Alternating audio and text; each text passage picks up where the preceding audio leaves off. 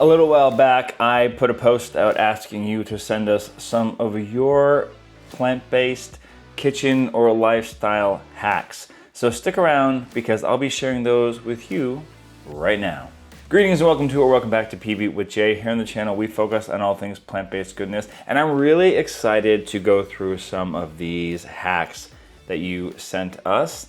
And I'll be sharing one of my own a little bit later on in the video that gets a little high-tech. So stick around for that. Now, before we get into the hacks, we are in the midst of doing another printing of our cookbook. So if you've been waiting to get a hard copy, they are going to be available again very soon. Actually, right now. You can either get the digital copy, as you've always been able to get, with the QR code that's here on the screen. But if you want to get one of these, you can email me, which my email address is also on the screen, and I'll let you know how you can go about getting one of these copies for yourself. If while watching this you find these hacks helpful, consider hitting that like button to let YouTube know to share this with other people. And if you want to subscribe for more videos like that, that would be super helpful, especially because we're on a subscriber push right now, because we are potentially eligible for some funds, but it requires us to have 70,000 subscribers to be able to apply for them. So we're trying to hit that goal by the end of September. Help us out if you'd like to. And before we jump into these hacks, I'd like to give a quick hello to some of you who said hello to us in the comments down below. Diane from Las Vegas, Nevada. Nicola from Durham in the United Kingdom. Rachel, who says she's one of our biggest fans in Duluth, Minnesota. Do we have a lot of fans in Duluth, Minnesota, that you're the biggest one? The fact that we have fans at all it still kind of boggles my mind. But thank you all for being here and for spending your time with us. Regina from South Texas. Marissa from Sudbury, Ontario. Michelle from Seattle. Ramstein from Portugal, Joanna from Athens, Greece, Marley from Hollywood, Florida, Rick from Narberth, Pennsylvania, and Joni from, you didn't actually say where you were from, but I know where you're from on the internet, and that is our Mighty Network, which is our members-only community that gives you perks like a bump up on that shoutout list, along with many, many other things, the best of which is just being part of a like-minded community of individuals who, you know, they share recipes, they ask questions, a lot of really super smart people. So if you're feeling alone on your plant-based journey and you want to have other hacks and tips like the ones you're gonna hear in this video, that's a great place. And you can join up there for the price of a crappy cup of coffee a month. All right, let's get to the tips. Our first tip comes from Becky Olencki. Apologies if I'm pronouncing any of your names wrong. I'm doing my best. It's not the thing I'm best at, pronouncing names. So she says, place unpeeled garlic cloves in a small bowl, cover with another small bowl, and shake vigorously for 30 seconds. Voila, the peels are off. I'm not putting a lot of these hacks to the test in this video, but I'm gonna put this one to the test right now because I do have some garlic cloves and I have bowls. So let's just take some unpeeled garlic cloves. Boom, boom, boom. She says to shake it for 30 seconds. Few moments later. I mean, I would argue I can smash them and take these things off quicker than 30 seconds. So they didn't come off.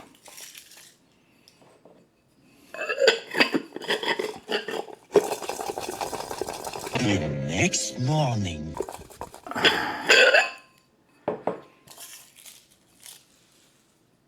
I'm sorry, Becky. That's a myth busted. That's a hack busted.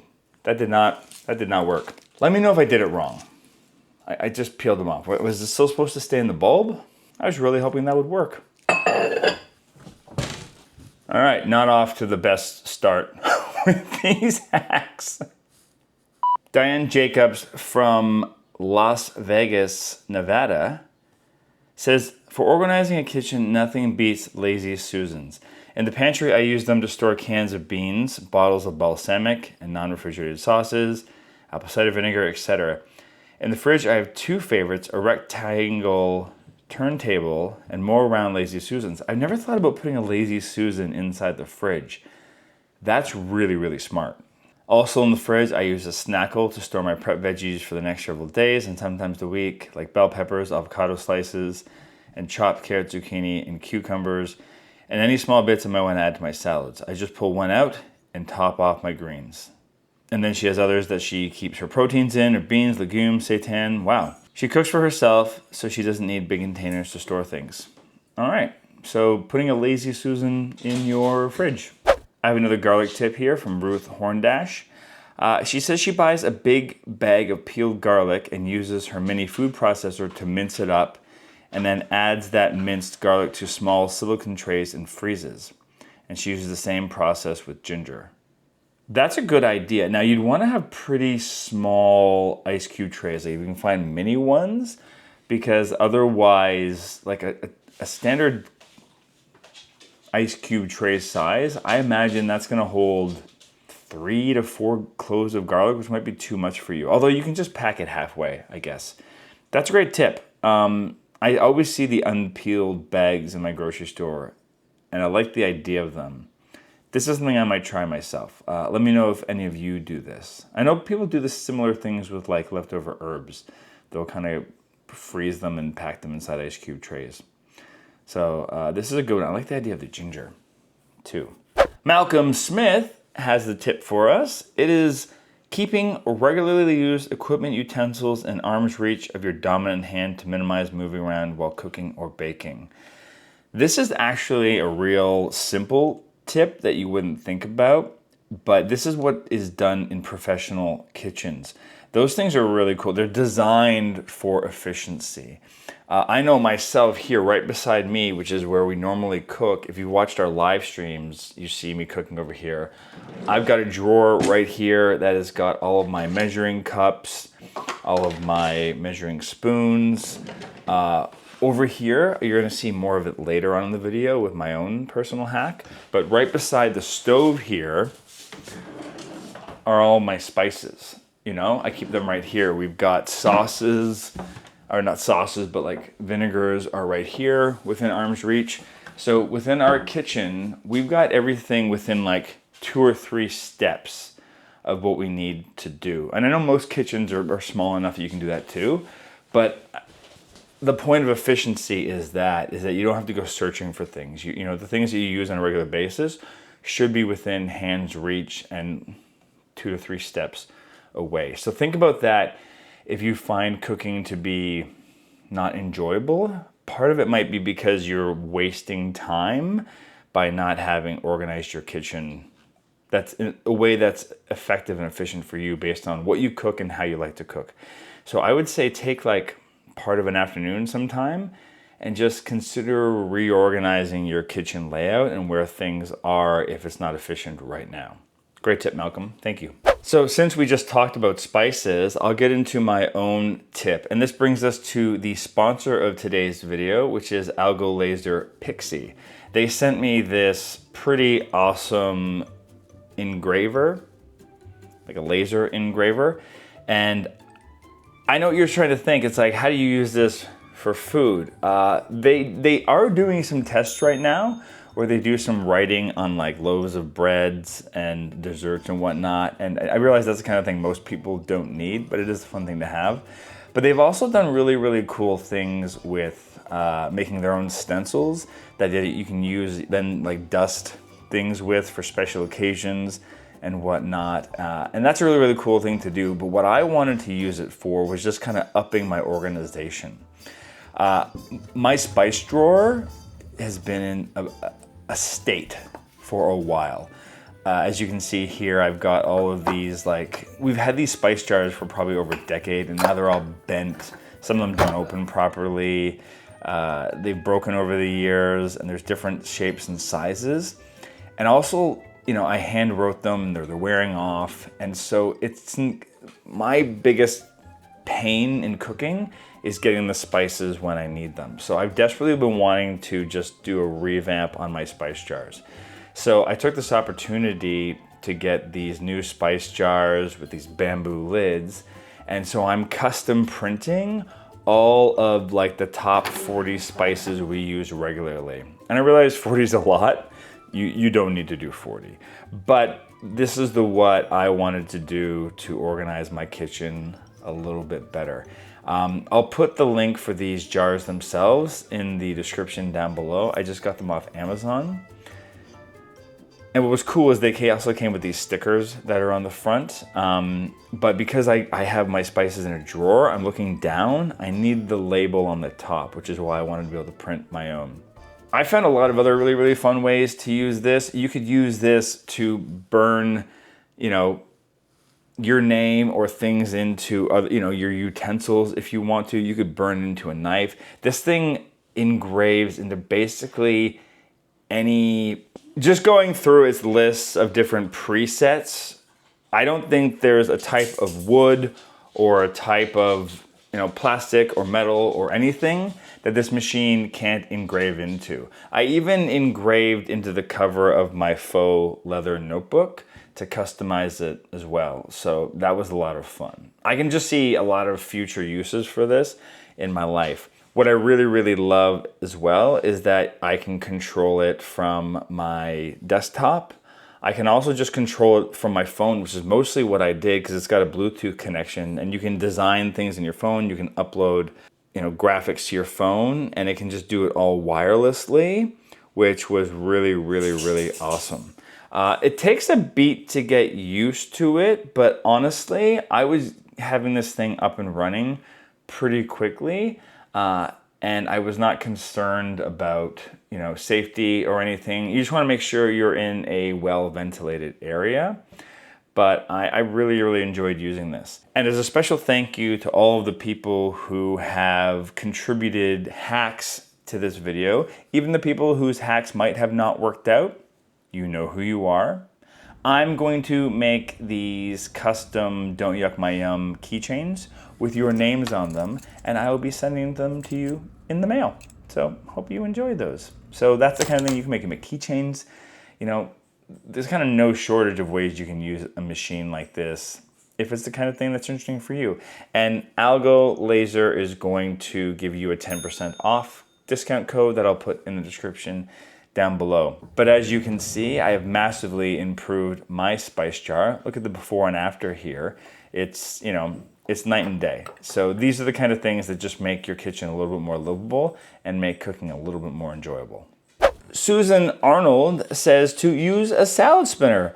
Makes it so easy to have a nice big bowl of salad you can keep in your fridge for several days. So a lot of us use salad spinners, but this idea of just keeping it in your fridge with, you know, the salad you've got on hand is, if you've got room in your fridge, this is a great idea as well, because you can just like rewash it, respin it, and just keep it in there and pull it out. You don't have to worry about putting it in a plastic bag. That's a fun tip. I like that a lot. Kelly Frudd says, I like to put many pantry items in glass mason jars, nuts, seeds, flour, grains, larger quantities of spices, raisins. They're attractive to look at. They are easy to see what you've got and how much of it you have left. No worrying about half-open bags of stuff opening and going stale in the back of the cupboard.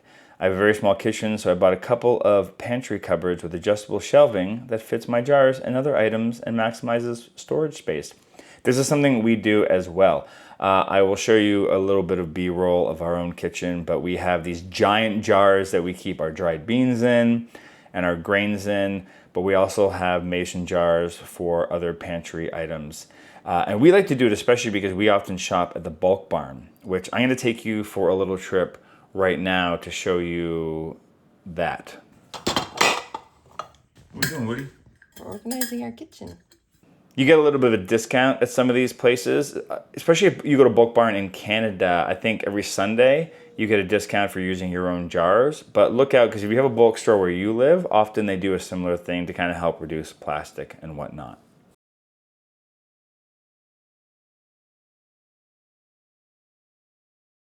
This tip comes from Dominique Vaillancourt. I'm almost certain I pronounced your last name improperly. I apologize. She sent us a ton of tips. I'm going to read 2 of them. So the first one is she has a whiteboard on her fridge, and I write down the contents with dates on the fridge and my 2 freezers on that whiteboard. I also identify 2 categories, a black triangle for full meals and a black circle for desserts. This makes it super easy to grab something when I'm famished. I can also write the veggies and fruit and other concoctions I made.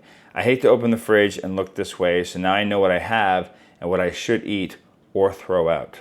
It's a good idea to keep a little organized thing and you just know what's in your fridge and things don't get buried at the back. I think we're all guilty of that. I think once every 2 weeks we have to chuck out a sauce that we didn't eat all of because either we forgot it was there or we just didn't get around to eating it all. This is a good tip for like quick lunches, being able to throw stuff together, just knowing what's in your fridge. She says she also uses painter's tape on all her containers in the fridge to write the dates down because she has no memory. Yeah, that's a lot of us. Her second tip is she freezes all of her herbs. She washes them, pats them dry, and puts them on cookie sheets in the freezer.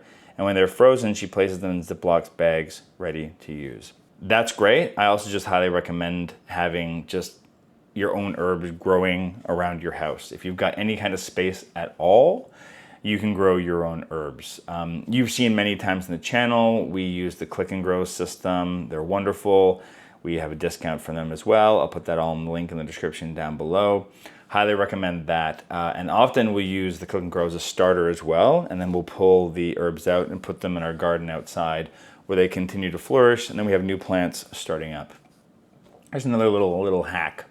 Last but not least, I have another garlic tip. This is the third garlic tip of the day, and this one I know for a fact works because I've done it myself. This one comes from Karen Weiss. Stainless steel will remove the raw garlic smell from your hands. So after you've chopped or grated your garlic, wipe your fingers over the surface of a stainless steel knife, be careful there, or a microplane, be sure you go in the direction away from the cutting surface. That sounds even more dangerous. I don't like that you're suggesting a knife and a microplane. My daughter asked, could you use a stainless steel like surface in your sink if it's stainless steel? I haven't tried that, but what we have is this little stainless steel, I'm gonna call it a doohickey. It's an oval. And you can just rub your fingers on that, right? And it does work. I literally did this last night, but I don't know where we got this, but it's something that just sits beside our kitchen counter. We've had it for forever. It's a way to get the garlic smell off. You can also just wash your hands, but this works nicely. Thank you for sending us all of your kitchen hacks and tips. If you have more hacks and tips that you want to send us, put them in the description down below, or you can email me with them, and maybe we'll do a part 2 to this video.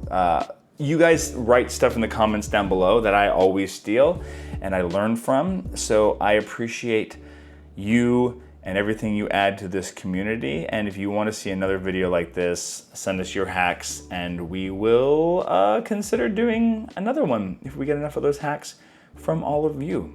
If you enjoyed these hacks, hit that like button to let YouTube know to share this with other people, and subscribe for more videos like this. We are trying to get the channel up to around 70,000 subscribers by the end of September, which will help us potentially access some additional funding for the channel. So you can help us out there.